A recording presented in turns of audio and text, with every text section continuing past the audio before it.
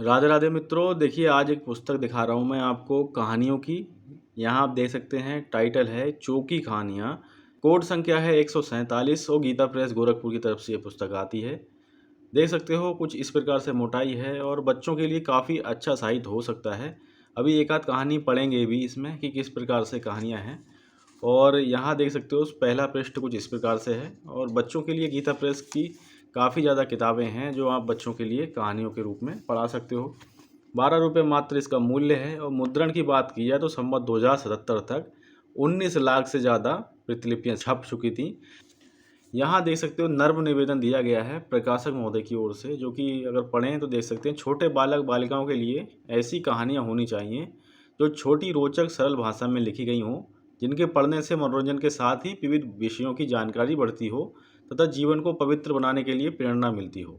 इसी निमित्त से इन कहानियों को प्रकाशित किया जा रहा है। इस छोटी सी पुस्तिका में 32 कहानियाँ हैं। इससे बालकों को लाभ पहुँचा तो कहानियों की और भी पुस्तकें प्रकाशित की जा सकती हैं।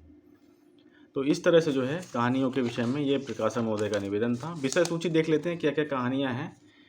देख सकते हो भगवान का भरोसा, अधम बालक, जैसे को तैसा, और बहुत सारी कहानियाँ हैं। 32 कहानियाँ हैं। आप देख सकते हो, आराम से स्क्रीन रोक के यहाँ पे आराम से पढ़ लेना। और यहाँ देख सकते हैं पहली कहानी मैं आपको दिखाता हूँ।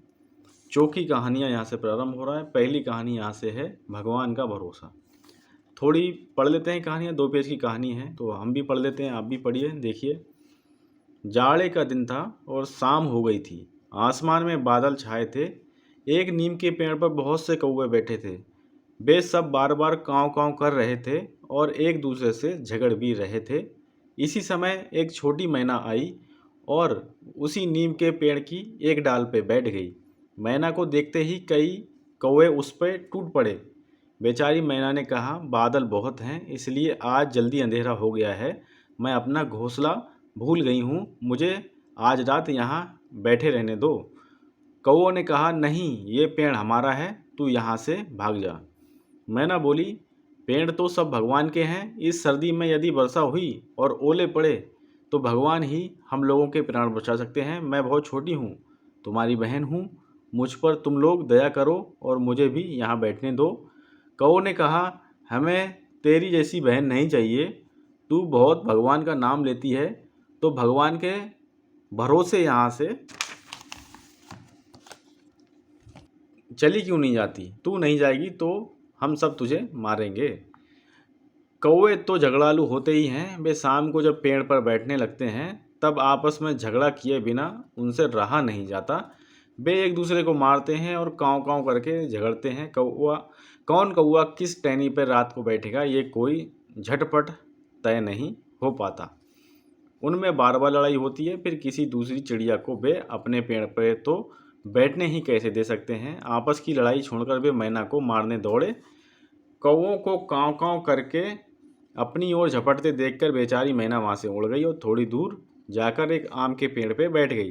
रात को आंधी आई, बादल गरजे और बड़े बड़े ओले पड़ने लगे।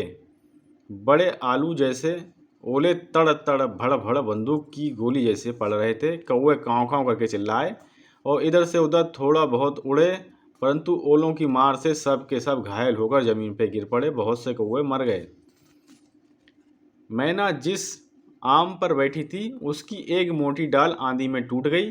डाल भीतर से सड़ गई थी और पोली हो गई थी। डाल टूटने पर उसकी जड़ के पास पेड़ में एक खोंडर हो गया। छोटी मैना उसमें घुस गई। उसे एक भी ओला नहीं लगा। सवेरा हुआ, 2 घड़ी दिन चढ़ने पर चमकीली धूप निकली। मैना खोंडर में से निकली। पंख फैलाकर चहक कर उसने भगवान को प्रणाम किया और वह उड़ी।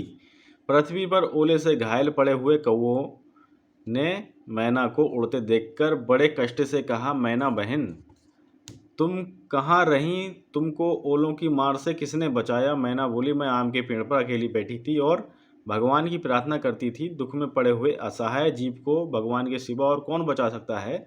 लेकिन भगवान केवल ओले से ही नहीं बचाते और केवल मैना को ही नहीं बचाते। जो भी भगवान पे भरोसा करता है और भगवान को याद करता है, उसे भगवान सभी आपत्ति विपत्ति में सहायता देते हैं और उसकी रक्षा करते हैं। तो इस प्रकार से देखिए पहली कहानी हमने पूरी पढ़ ली और इसमें क्या शिक्षा मिली ये आपको ये 2 लाइनों में पता लग गया कि भगवान पे भरोसा आप बनाए रखिए, भगवान को याद करते रहिए, भगवान सभी आपत्ति विपत्ति में हम लोगों की सहायता करेंगे और रक्षा करेंगे। तो इस प्रकार से पहली कहानी का ज्ञान था। उसके बाद इसी प्रकार से 32 कहानियाँ इसमें आपको मिलेंगी।